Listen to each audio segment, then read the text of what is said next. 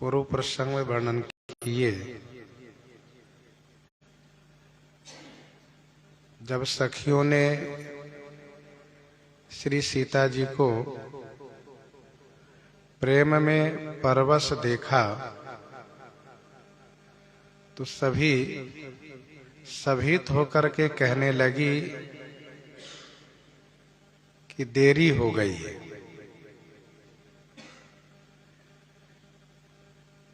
एक ने कहा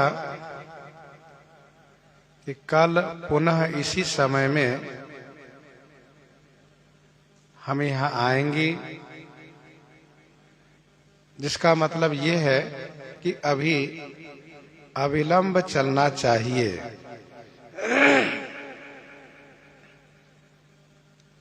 सखी की वाणी गूढ़ है, यह सुनकर के श्री सीता जी संकुचित होती हैं और देरी होने पर अपनी माता से भय मानने लगती हैं।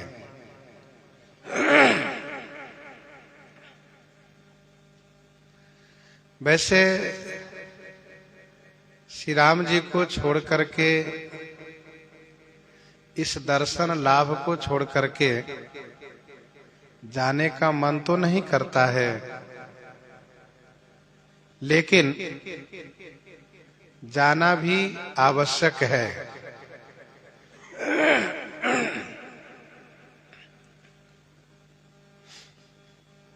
बहुत धैर्य धारण करके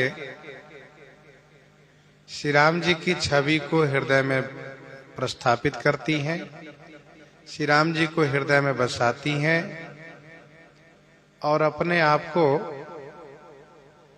पिताजी के अधीन मान करके वापस होती हैं।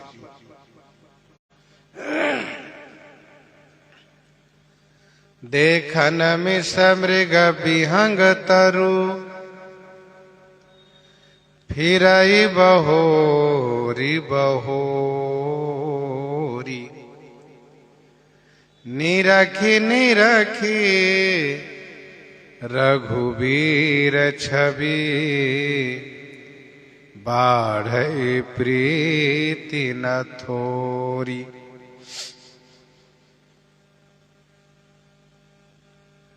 देखन मिस मृग विहंग तरु, फिरई बहोरी बहोरी। जब श्री सीता जी उस स्थान से वापस लौटती हैं तो मृग माने हिरन व अन्य भी पशु, विहंग माने पक्षी और तरु माने वृक्ष, इन तीनों को देखने के बहाने से बहोरी बहोरी फिरई, बहोरी बहोरी माने पुनः पुनः बार बार, फिरई माने घूम करके देखती हैं, लौटती हैं, अर्थात पीछे की ओर घूम करके देखने लगती हैं। गोस्वामी जी कहते हैं रघुवीर की छवि को निरखी निरखी माने दर्शन कर करके श्री सीता जी में प्रीति थोड़ी ना बढ़ई, अपितु बहुत प्रीति बढ़ रही है।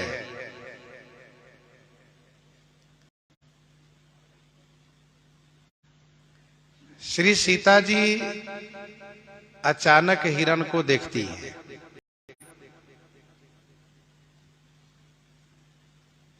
तो उस हिरण के बहाने से सखियों को ध्यान बटाती है, यह कहती हुई कि सखी इस हिरण को देखो, कितना सुंदर है यह। जब सखियों का ध्यान हिरण की ओर जाता है तो श्री सीता जी इसी बीच श्री राम जी की छवि को देख लेती हैं।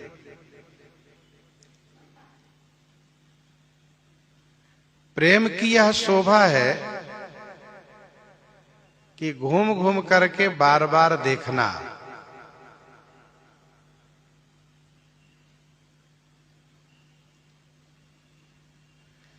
फिरी फिरी चितई राम की ओरा।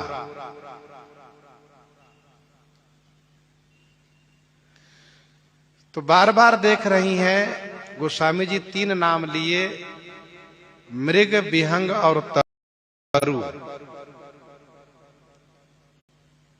ऐसा लगता है कि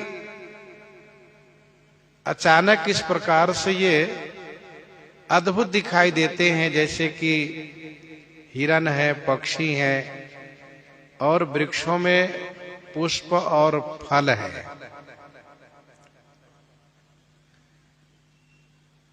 गोस्वामी जी ये भी कहते हैं कि बहोरी बहोरी फिरई, अर्थात 3 ही बार नहीं बल्कि अनेकों बार वृक्ष के बहाने से, पक्षी के बहाने से, पशु के बहाने से श्री राम जी की ओर देखती हैं।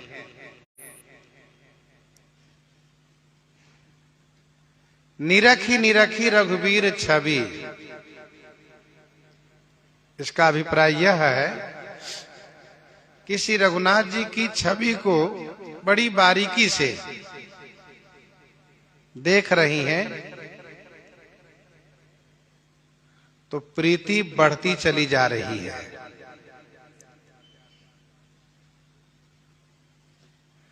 पहले प्रीति उत्पन्न हुई थी, सुमिरि सिय नारद बचन उपजी प्रीति पुनीत। जो प्रीति उत्पन्न हुई थी वह प्रीति अब धीरे धीरे संवर्धित हो रही है, बढ़ती चली जा रही है।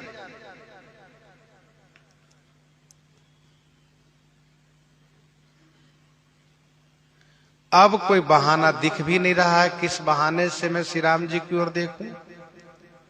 और वैसे कुछ दूर तक निकल कर आ गई हैं, चल कर आ गई हैं। तो अब श्री सीता जी एकदम से चल देती हैं। अभी आपने सुना कि प्रेम की शोभा है कि बार बार देखना चाहिए।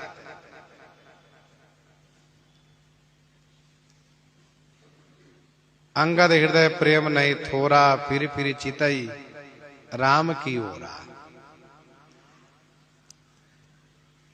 हम जब मंदिर में दर्शन करते हैं तो ऐसा नहीं कि दर्शन किए और एकदम से मुंह घुमाए और चल दिया, ऐसा नहीं होना चाहिए। बल्कि ठाकुर जी की ओर बार बार घूम करके और उनकी छवि को देखते हुए, उनको वंदन प्रणाम करते हुए वापस होना चाहिए, तभी प्रेम की शोभा होगी।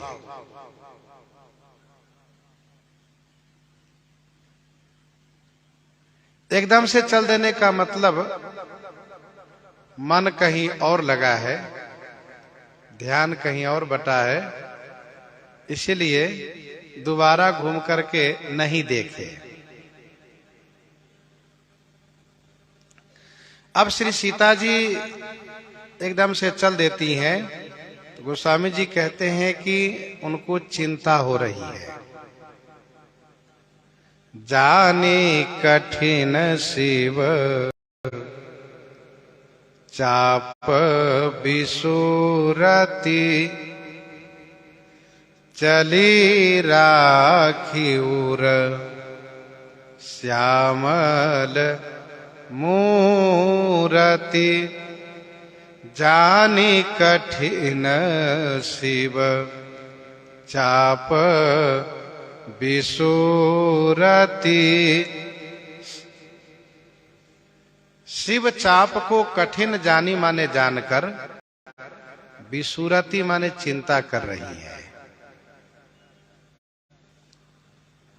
श्यामल मूरति उर राखी चली, सांवली मूर्ति को हृदय में रख करके चल पड़ी।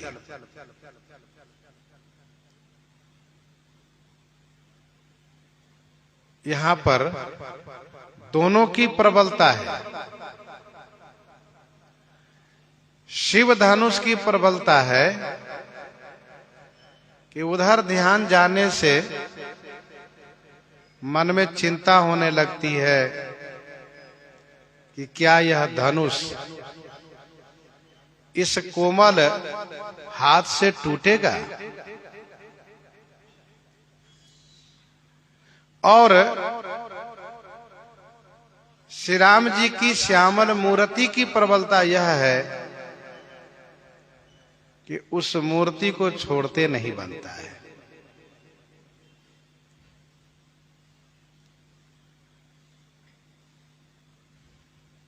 अच्छा, यद्यपि सखियों द्वारा यह सूचना मिली है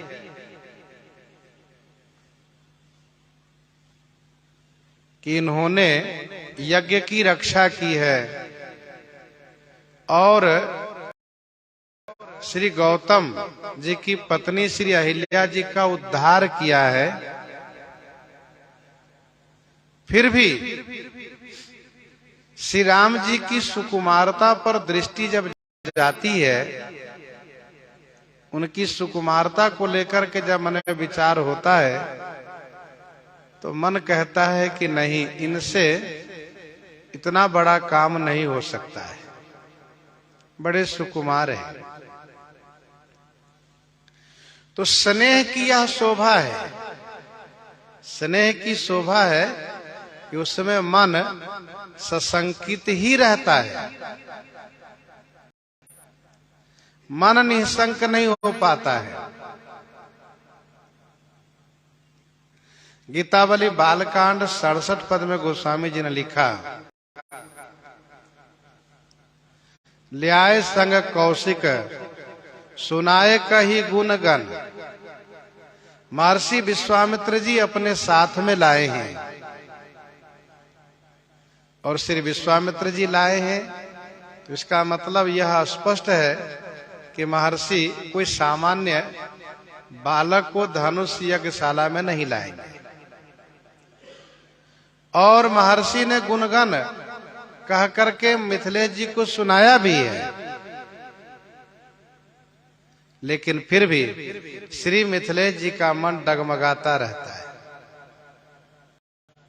तुलसी तेउ स्नेह के स्वभाव बाव मानो, चल दल कोसोपात करई चित चर को।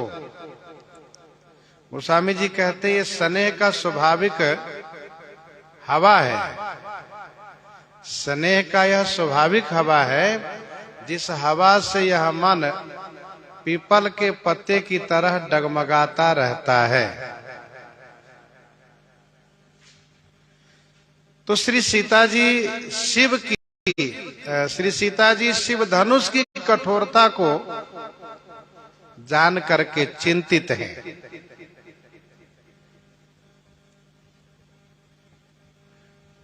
और साथ साथ श्री राम जी की श्यामल मूर्ति को हृदय में रख करके चलती है। एक तरफ मन में ऐसा विश्वास होता है कि इनके द्वारा धनुष टूटेगा, और दूसरी तरफ वह विश्वास डगमगाता है कि ये बड़े सुकुमार हैं, इनसे धनुष टूटेगा कैसे। और ये स्थिति तब तक बनी रहेगी जब तक कि धनुष भंग हो नहीं जाता है। जैसे कि नीके निरखी नयन भरी शोभा, नीके निरखी नयन भरी शोभा, पितुपन सुमिरी बहुरी मन क्षोभा, मन में क्षोभ हो जाता है।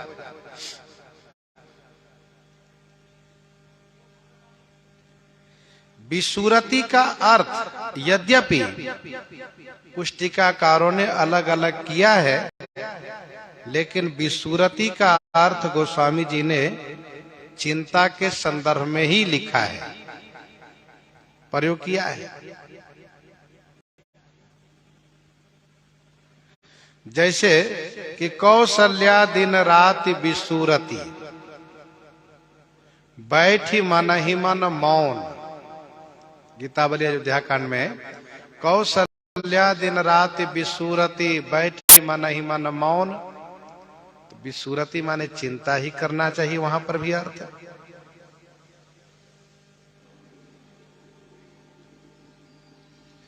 जानकी मंगल 53 में जब हम पढ़ेंगे तो वहां पर गोस्वामी जी ने ये कहा, रूपशील वैवंश राम परिपूरन, रूपशील वैवंश राम परिपूरन, समुझ कठिनपन आपन जानी लाग विसूरन, समुझ कठिनपन आपन लाग विसूरन। श्री जनक जी के लिए कहा कि वे चिंता करते हैं। वहीं जानकी मंगल 82 में जब पढ़ेंगे तो वहां पर श्री सुनैना जी के लिए गोस्वामी जी ने कहा कि कही प्रिय बचन सखीन सन, कही प्रिय बचन सखीन सन रानी विसूरती। तो विसूरना, विसूरती का अर्थ चिंता करना है।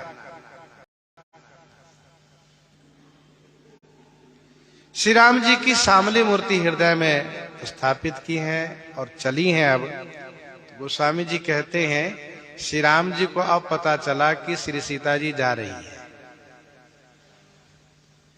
अब तक श्री राम जी भी ऐसे मगन थे, इस प्रकार से खोए हुए थे कि उनको कुछ पता ही नहीं था। जब श्री सीता जी घूम घूम कर देख रही थी तब इनको लगा कि नहीं अभी हैं यहीं, और ऐसा लग रहा था कि लौट आई। लेकिन जब उनका मुड़ करके देखना बंद हो गया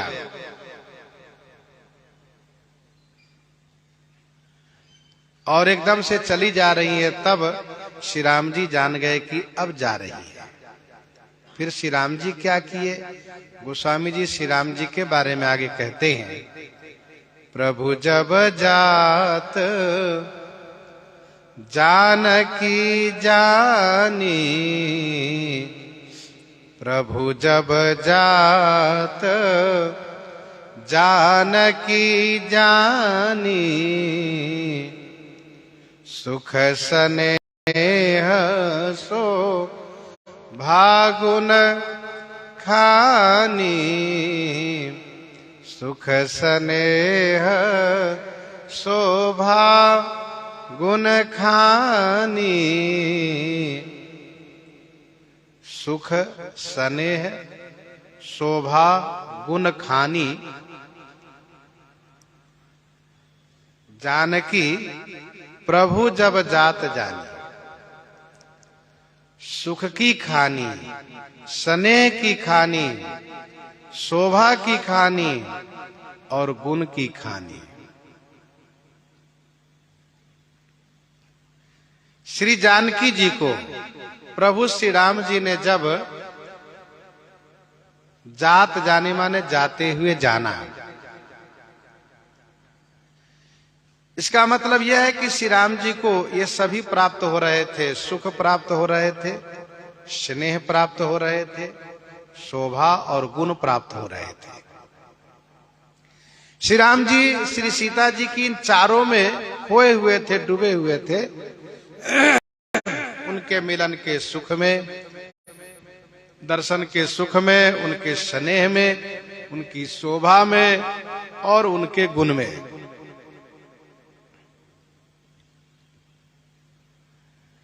अब श्री राम जी को लगा कि श्री सीता जी जा रही है, क्योंकि अब घूम करके देख भी नहीं रही है, अब लौट नहीं रही है।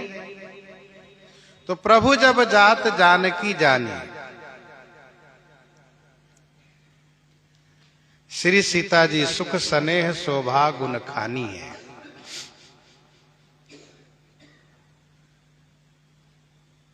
जिस प्रकार से श्री राम जी की छवि में श्री सीता जी उलझी हुई हैं, अब इसको यूं कहिए कि खोई हुई हैं, डूबी हुई हैं, उसी प्रकार से श्री सीता जी की छवि में श्री राम जी भी खोए हुए हैं। आगे की दिनचर्या में हम आप प्रसंग के माध्यम से इस बात को अच्छी तरह से समझेंगे। प्रभु जब जात जानकी जानी, श्री सीता जी सुख की खानी है, क्योंकि देखी सिए शोभा सुख पावा, देखी सिए शोभा सुख पावा, हृदय सराहत बचनन आवा। स्नेह की खानी है, अधिक स्नेह देह भय भोरी, अधिक स्नेह देह भय भोरी, शरद शशि जनु चितव चकोरी। अधिक स्नेह देह भय भोरी, शरद शशि जनु चितव चकोरी। शोभा की खानी है, क्योंकि सुंदरता कहाँ सुंदर करई, सुंदरता कहाँ सुंदर करई, छवि गृह दीप शिखा जनु बरई। सुंदरता कहाँ सुंदर करई, छवि गृह दीप शिखा जनु बरई। गुण खानी है, लोचन मग राम है उर आनी, लोचन मग राम है उर आनी, दिन है पलक कपाट सयानी। तो श्री सीता जी सुख स्नेह शोभा गुण खानी है, अब वह जा रही है। क्या करना चाहिए? तो गोस्वामी जी कहते हैं, श्री राम जी तुरंत मन में निश्चय किए कि इनको अपने हृदय में बैठा लेना चाहिए, इनको अपने हृदय में अंकित कर लेना चाहिए, चित्रित कर लेना चाहिए। ऐसा क्यों? ऐसा इसलिए कि अब बाहरी दृष्टि से तो हम नहीं देख पाएंगे, लेकिन अंदर की दृष्टि से हम जब चाहे तब देखते रहेंगे। इसीलिए परम प्रेममय मृदुमसि कीन्ही, परम प्रेममय मृदुमसि कीन्ही, चारु चित्त भीति लिखि लीन्ही। परम प्रेममय मृदुमसि कीन्ही। श्री राम जी स्याही बनाते हैं। काहे की स्याही बनाते हैं? कहा परम प्रेम की।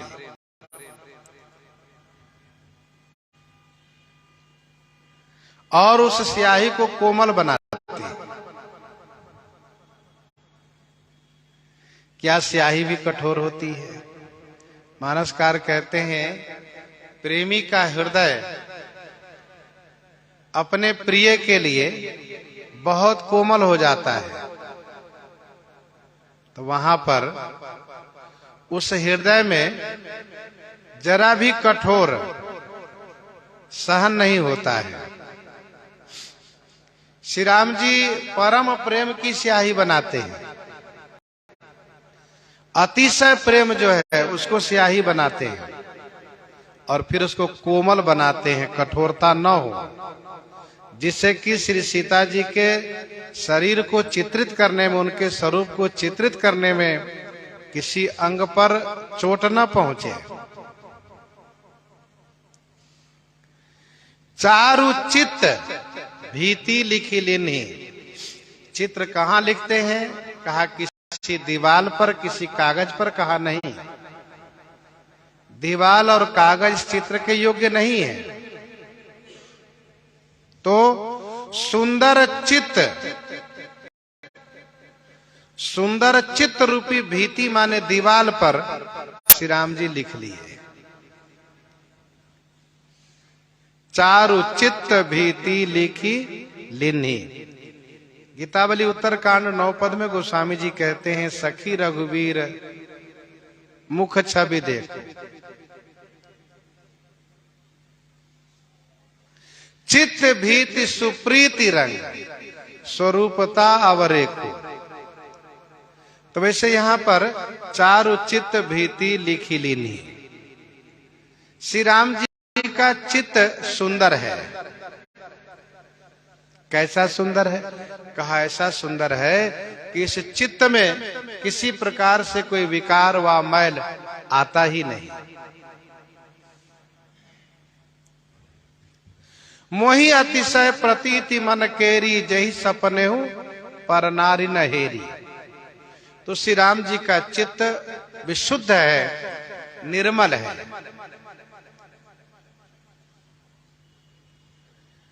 और दीवाल जहां चित्र बनाना है वह जितनी अच्छी होगी, जितनी उसमें स्वच्छता होगी, चमक होगी, चित्र में वैसी ही चमक आएगी। तो श्री राम जी का चित्र रूपी दीवाल बहुत सुंदर है। श्री राम जी उसी पर श्री सीता जी का चित्र अंकित कर लिए।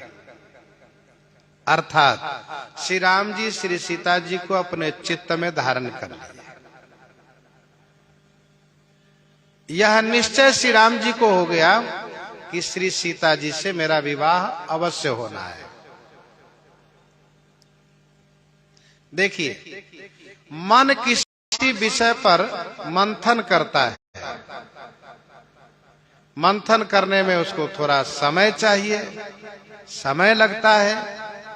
फिर बुद्धि निश्चय करती है कि हाँ ये ठीक हुआ। तो मन के द्वारा मंथन होने पर, बुद्धि के द्वारा निश्चय होने पर चित्त में धारण होता है। और जब चित्त में धारण होता है तो वह स्थिर हो जाता है, फिर वह चलायमान नहीं होता है। जब हम खूब सोच समझ करके, विचार करके चित्त में कोई विषय धारण करते हैं, कोई वस्तु धारण करते हैं, तो फिर उनका विस्मरण कभी नहीं होता है। श्री राम जी चारु चित्त भीति लिखी लिन्ही।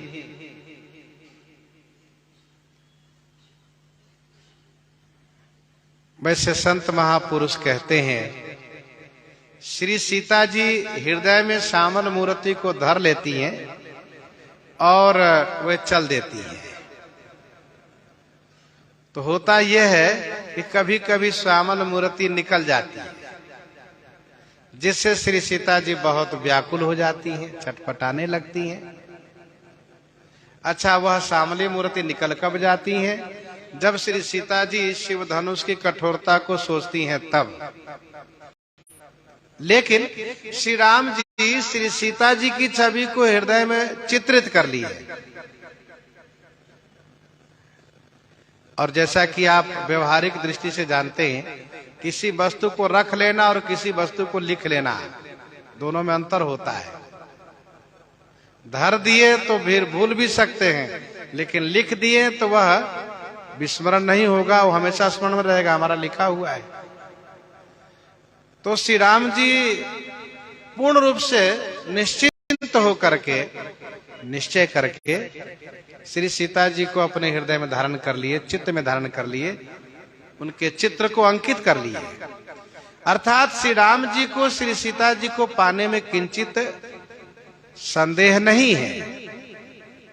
रही बात की शिव धनुष की कठोरता, तो श्री राम जी से पूछिए तो उनके लिए कोई धनुष की कठोरता कुछ भी नहीं है। लेकिन हाँ, मर्यादा अवश्य है। श्री राम जी मर्यादा पुरुषोत्तम है।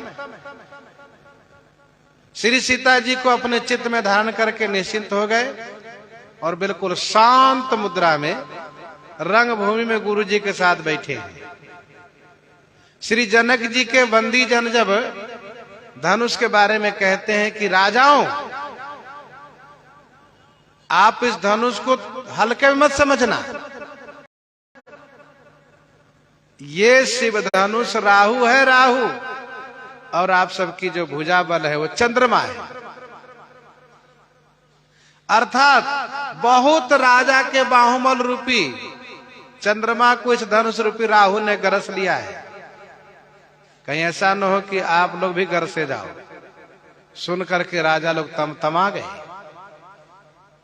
चल दिए धनुष तोड़ने के लिए। लेकिन श्री राम जी कहा बिल्कुल शांत बैठे, शांत गंभीर बैठे। धनुष के हिस्से नहीं टूटा, टूटना तो बहुत दूर रहा, हिला भी नहीं। तो श्री जनक जी महाराज दुखी हो गए और उन्होंने बड़ी सभा में अपने दुख को प्रकट करते हुए घोषणा कर दिया कि मेरी बेटी कुमारी ही रहेगी, मुझे मंजूर है, लेकिन मैं प्राण पूरा हुए बिना अपनी बेटी का विवाह नहीं करूंगा। और मुझे आज पता चला कि यह पृथ्वी वीरों से खाली हो गई है, पृथ्वी पर कोई वीर है ही नहीं। यह बात लक्ष्मण जी को लग जाती है, लेकिन श्री राम जी को कहा कुछ भी फर्क नहीं पड़ा। श्री राम जी बैठे शांत गंभीर बैठे। अब श्री राम जी से पूछो कि आप इतने शांत गंभीर क्यों बैठे हैं? ऐसा तो नहीं कि आप श्री सीता जी को प्राप्त करना नहीं चाहते हैं? तो श्री राम जी कहते हैं श्री सीता जी तो मेरी है, फिर मुझे प्राप्त करने के लिए इतने उतावले क्यों होना है? और सबसे बड़ी बात, हमारे गुरुजी साथ में, गुरुजी जो आदेश करेंगे हम वही करेंगे। और आप लोग को पता होना चाहिए कि हमारे गुरुजी को सब पता है कि मेरा मन श्री सीता जी में लगा हुआ है, मैंने गुरुजी को कह दिया है। तो गुरुजी जब समय पर जैसा कहेंगे वैसा होगा, इसमें जल्दीबाजी करने की आवश्यकता नहीं है।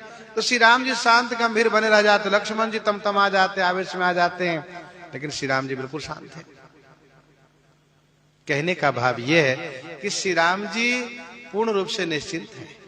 और श्री राम जी लीला काल में जो माधुर्य में लीला कर रहे हैं, उस लीला काल में भी यह सोच करके निश्चिंत है कि यह धनुष तो कहीं से हिलने वाला है ही नहीं। फिर सोचने क्या बात है, चिंता करने क्या बात है? तो चारु चित्त भीति लिख लीन्ही, लेकिन श्री सीता जी तो बहुत घबराती हैं, बार बार परेशान हो जाती हैं। किसी ने कहा क्या श्री सीता जी में ऐश्वर्य भाव प्रकट नहीं होता है? इसका उत्तर यह है कि श्री सीता जी अपने ऐश्वर्य को पूर्ण रूप से छुपा रखी है। श्री किशोरी जी अपने ऐश्वर्य को पूर्ण रूप से छुपा रखी है। उनका चरित्र पूर्ण माधुर्यमय है, कहीं भी वह यहाँ पर ऐश्वर्य को प्रकट होने देना नहीं चाहती है। बाल्यावस्था में धनुष को उठा करके थोड़ा सा ऐश्वर्य प्रकट की है, इसके बाद बिल्कुल नहीं, पूर्ण माधुर्य। तो श्री राम जी श्री सीता जी के चित्र को चित्त में चित्रित किए हैं। गोस्वामी जी कहते हैं श्री सीता जी गई भवानी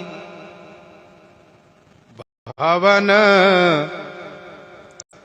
बहोरी, बंदी चरण बोली कर जोरी। गई भवानी भवन बहोरी, बहोरी माने पुनः, फिर भवानी भवन गई, बहोरी माने पुनः, फिर श्री सीता जी भवानी के भवन अर्थात गौरी मंदिर में गई। बंदी चरण बोली कर जोरी, चरण में वंदना करके, कर जोरी माने हाथ जोड़ करके बोली।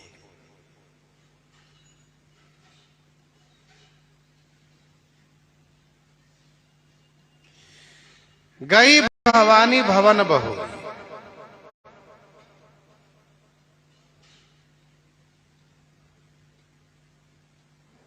पहले गिरजा पूजन जननी पठाई,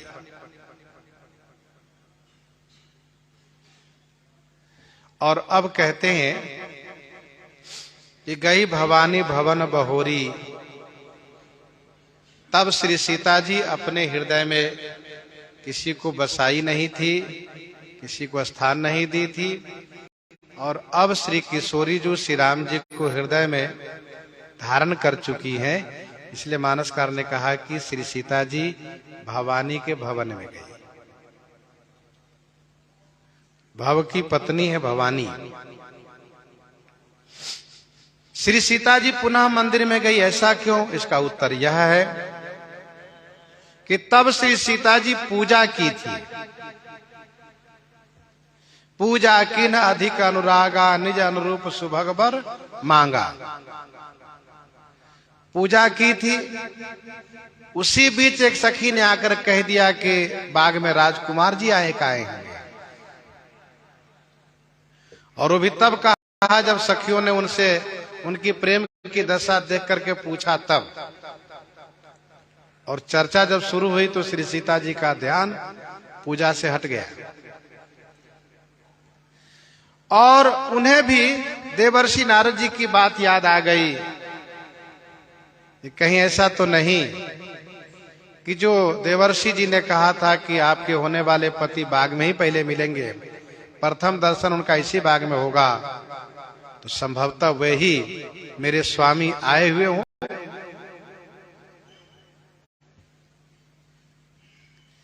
पहले तो सखी की बात सुनकर के श्री सीता जी के मन में हलचल होता है, लेकिन देवर्षि नारद जी के वचन को स्मरण करके उनके मन में एक संतोष होता है और एक निश्चय भी होता है कि हमें देखना चाहिए। मेरा मन उनमें अनुरक्त होगा तो फिर वही मेरे पति हैं। नारद वचन सदा सुचि साचा, सो बर मिलहि जाहि मन राचा। श्री सीता जी सखियों को आगे करके चल देती हैं दर्शन के लिए। और दर्शन में जो हुआ वह प्रसंग हम लोग सुनते आ रहे हैं। श्री सीता जी श्री राम जी को हृदय में रख करके एक बार पुनः मंदिर में आई स्तुति करने के लिए, साथ साथ यह कहने के लिए कि माता जी, मैं अपने अनुरूप वर पाने के लिए जो आपसे प्रार्थना कर रही थी,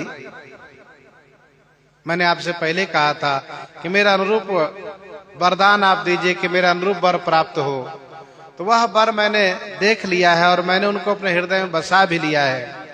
अब आप कृपा करके उनको प्राप्त करा दीजिए, वह मुझे प्राप्त हो जाए। इस भावना से मंदिर में आई है। और हमारा जो सनातन धर्म है, इस धर्म में यही विशेषता है कि भले ही प्रारब्ध अपनी जगह है, भाग्य अपनी जगह है, लेकिन हम प्रार्थना करें और प्रार्थना में बल मिलता है, देवी देवता की कृपा होती, हम प्रार्थना अवश्य करें, यही हमारा धर्म कहता है। श्री सीता जी स्तुति करने के लिए मंदिर में पहुंच गई हैं। बंदी चरण बोली, करजोरी चरण में बंधन की और हाथ जोड़ करके बोली, जिसका भाव यह है कि देवी देवता के पास जब भी जाएं तो प्रणाम करना चाहिए। देवालय में जब भी जाएं तो प्रणाम करना चाहिए। ऐसा नहीं कि 2 घंटा पहले आए थे, प्रणाम किए थे, तब क्यों प्रणाम करें, सो नहीं। जब भी जाए प्रणाम होना चाहिए, सिर झुकना चाहिए। तो बंदी चरण बोले, करजोरी, हाथ जोड़ करके बोली। हाथ जोड़ करके बोलने से देवताओं को प्रसन्नता होती है। हाथ जोड़ लेने से देवी देवता प्रसन्न हो जाते हैं। संस्कृत की यह सूक्ति है, अंजलि परमा मुद्रा क्षिप्रम देव प्रसादिनी। अंजलि परमा मुद्रा क्षिप्रम देव प्रसादिनी। ये जो हाथ जोड़ना, ये श्रेष्ठ मुद्रा है, इससे देवता शीघ्र प्रसन्न हो जाते हैं।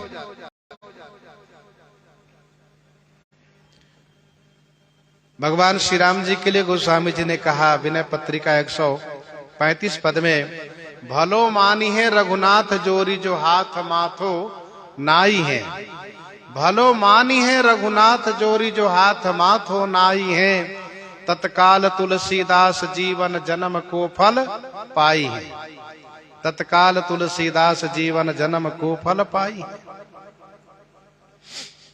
तो बंदी चरण बोली कर जोरी, जय जय गिरिवर राज किशोरी, जय महेश मुख चंद चकोरी, जय जय गिरिवर राज किशोरी, जय महेश मुख चंद चकोरी। हे गिरिवर राज किशोरी, आपकी जय हो, जय हो। हे महेश मुख चंद चकोरी, आपकी जय हो, जय हो। जय शब्द मंगलवाचक है। स्तुति में सर्वप्रथम जय शब्द का उच्चारण किया जाता है। जय जय सुरनायक जन सुखदायक। तो स्तुति में प्रथम जय शब्द का उच्चारण किया जाता है। जय रघुवंश बनज बन भान। जय का मतलब होता है आपकी जय हो, आप विजयी रहे। गिरिवर राज किशोरी, गिरिवर राज किशोरी अर्थात श्रेष्ठ पर्वत महाराज हिमाचल की आप पुत्री हैं। आप उन परोपकारी पिता की पुत्री हैं जो पर्वतों में श्रेष्ठ हैं, हिमालय। और पर्वत परोपकार करते हैं। संत बिटप सरिता गिरिधरणी, संत बिटप सरिता गिरिधरणी, परहित हेतु सबन कई करनी। तो आप गिरिवर राज किशोरी हैं। श्री सीता जी सर्वप्रथम पिताजी के पक्ष से प्रशंसा करती हैं, पिताजी के पक्ष से बड़ाई करती हैं। जय जय गिरिवर राज किशोरी। और जय महेश मुखचंद चकोरी, यह पति पक्ष से बड़ाई करती है। आपका पिता पक्ष पति पक्ष दोनों श्रेष्ठ हैं।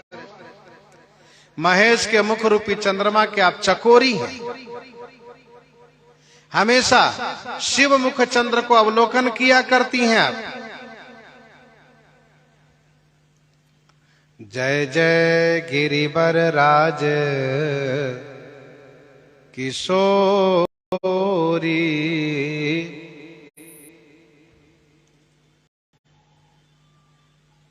वास्तव में उस व्यक्ति की बड़ी प्रशंसा होती है जिनका पिता पक्ष, पति पक्ष और संतान पक्ष सब श्रेष्ठ हो। भगवती श्री पार्वती जी का तीनों पक्ष बहुत श्रेष्ठ है। उसी प्रकार से श्री सीता जी की प्रशंसा होती है, इनका भी दोनों पक्ष श्रेष्ठ है। पिता जनक भूपाल मणि ससुर भानु कुल भानु। पिता जनक भूपाल मणि ससुर भानु कुल भानु, पति रव कुल कैरव विपिन विधुगुण रूप निधान। पिता जनक जग विदित प्रभाव, ससुर सुरेश सखा रघुराऊ, रामचंद्र पति सो वैदेही। निषादराज कहते हैं। जय महेश मुख चंद चकोरी। महेश के मुख रूपी चंद्रमा के चकोरी हैं आप। गिरिराज नंदनी हैं और महेश मुख चंद की चकोरी हैं। आपकी जय हो, जय हो। जय गज बदन खडानन माता, जय गज बदन खडानन माता, जगत जननी दामिनी दुति गाता, जगत जननी दामिनी दूती गाता।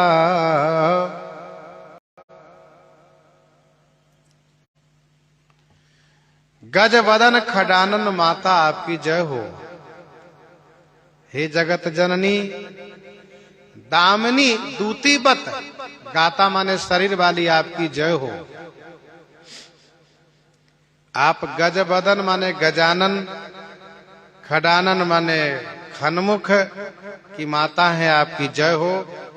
आप इन्हीं दो की माता नहीं अपितु आप पूरे जगत की माता हैं, और मैं भी इसी जगत में हूं।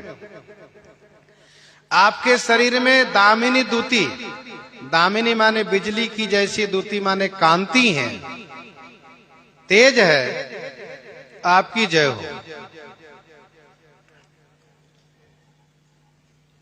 आपके श्रेष्ठ दो पुत्र हैं। ध्यान दीजिएगा, हम उन देवी देवता की पूजा करना चाहते हैं जिनका गुण हम में आवे,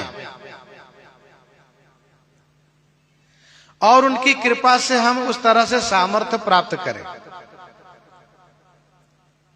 इसलिए हम देवी देवता की पूजा करते हैं।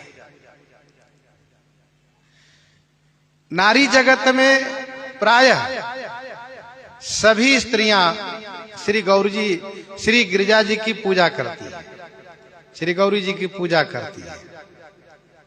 श्री पार्वती जी की पूजा करने का उनका आशय ही रहता है कि मेरा पिता पक्ष, पति पक्ष, संतान पक्ष तीनों श्रेष्ठ प्राप्त हो,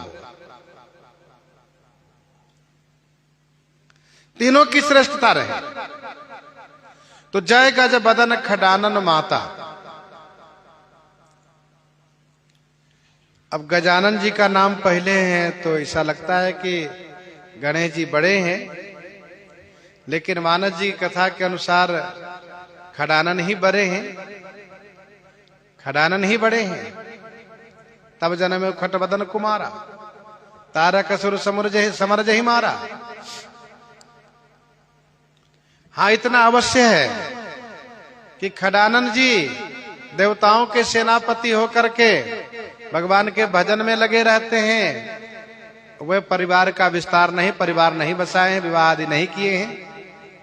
और गजानन जी देवताओं में प्रथम पूज्य होकर के विवाह भी किए हैं, और सुंदर पुत्र के पिता भी हैं। तो इस प्रकार से गजानन प्रथम पूज्य है, खडानन देव सेनापति है। इस प्रकार से माता पार्वती को बड़ी खुशी होती है कि मेरे दोनों पुत्र इस प्रकार से सुयोग्य हैं। विनय पत्रिका प्रथम पद में हम आप पढ़ते हैं, गाइए गणपति जगवंदन शंकर सुवन भवानी नंदन, सिद्धि सदन गज बदन विनायक कृपा सिंधु सुंदर सब लायक, मोदक प्रिय मुद मंगल दाता, विद्या वारिधि बुद्धि विधाता, मांगत तुलसीदास कर जोरे, बसई राम सिय मानस मोरे। तो श्री गजानन जी और श्री खडानन जी, इन दोनों की आप माता हैं, साथ साथ आप जगत की माता है।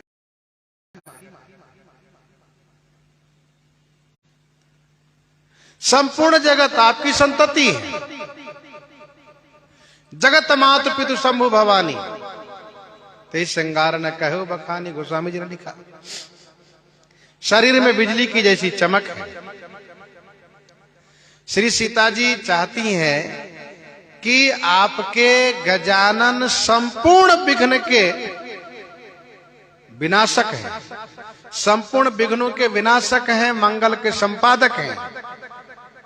तो आप अपने पुत्र द्वारा मेरे जीवन में भी विघ्न का निवारण करके मंगल का संपादन करा दीजिए। दूसरे पुत्र आपके देव सेनापति हैं, उनकी कृपा हो कि मेरे स्वामी धनुष को भंग करें। साथ साथ आप में ही इतना अभूतपूर्व तेज है कि आप अपने तेज से ही धनुष को हल्का कर सकती हैं। तो जय गज बदन खडानन माता,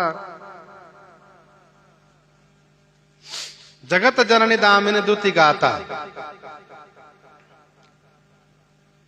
एक बात और, देवी देवता से प्रार्थना करते समय में उनसे संबंध भी बनाना चाहिए, रिश्ता नाता ये बनाना चाहिए और कहना चाहिए कि आप हमारे अमुक हैं, दावे के साथ कहना चाहिए, तो विशेष आनंद प्राप्त होता है।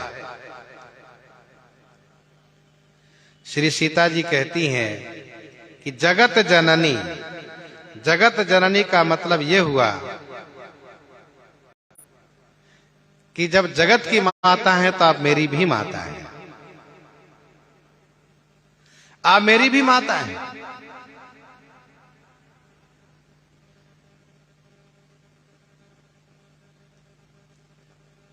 इस संबंध से गोस्वामी जी ने विनय पत्रिका 79 पद में लिखा, वहां कहा उन्होंने, तो ही मोहि नाते अनेक, तू दयालु दीन हो, तू दानी हो भिखारी, हो प्रसिद्ध पात की तू पाप पुंज हारी। नाथ तू अनाथ को अनाथ कौन मोसो, मो समान आरत नहीं आरती हर तोसो। ब्रह्म तू हो जीव तू ही ठाकुर हो चेरो, तात मात गुरु सखा तू सब विधि हित मेरो। तो ही मोहि नाते अनेक मानिए जो भावे, ज्यों त्यों तुलसी कृपाल चरण शरण पावे। ये संबंध होना चाहिए। अच्छा, रिश्ते से, नाते से, संबंध से प्रार्थना करने में विशेष बल मिलता है, एक अपनत्व होता है कि आप हमारे हैं।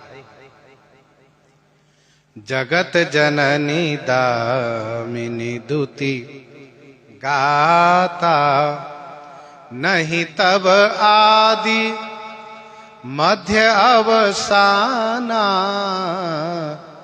नहीं तब आदि मध्य अवसाना। अमित प्रभाव वेद नहीं जाना, अमित प्रभाव वेद नहीं जाना। नहीं तब आदि मध्य अवसान। मां, आपका तब माने आपका आदि मध्य और अवसाना नहीं है। अमित प्रभाव, आपका प्रभाव अमित माने असीम है। वेद नहीं जाना, वेद भी नहीं जानते। नहीं तब आदि मध्य अवसाना, अमित प्रभाव वेद नहीं जाना। यहां पर मध्य के जगह कहीं कहीं अंत पाठ भी है। नहीं तब आदि अंत अवसाना, फिर तो अवसाना का अर्थ क्या किया जाएगा? तो अवसाना का अर्थ शब्दकोश में लिखा है सीमा। इसका अर्थ यह होगा कि आपके आदि और अंत की सीमा नहीं है, ये अर्थ होगा। और जब हम मध्य पाठ को स्वीकार करते हैं, मध्य पाठ जैसा कि है, तो आदि माने प्रारंभ, मध्य माने बीच और अंत माने आखिरी, आपका नहीं है।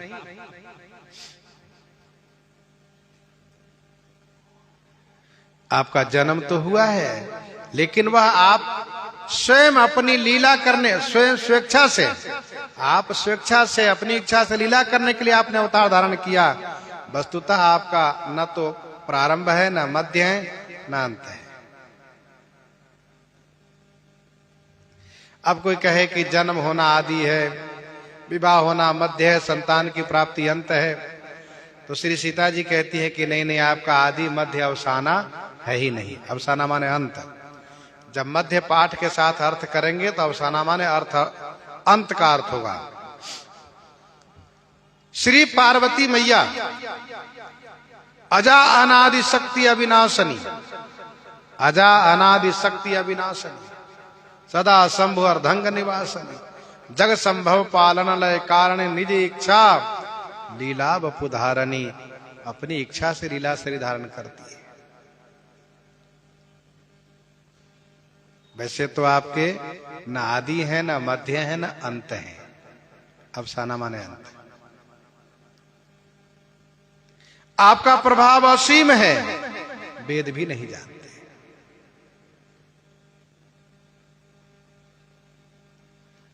भव भव विभव पराभव कारिणी। भव भव विभव पराभव कारिणी।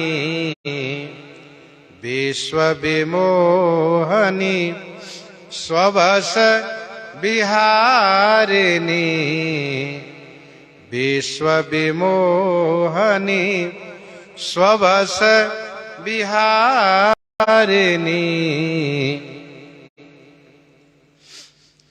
पहला भव शब्द का अर्थ होगा संसार। भव माने संसार। दूसरे भव से अर्थ होगा उत्पन्न।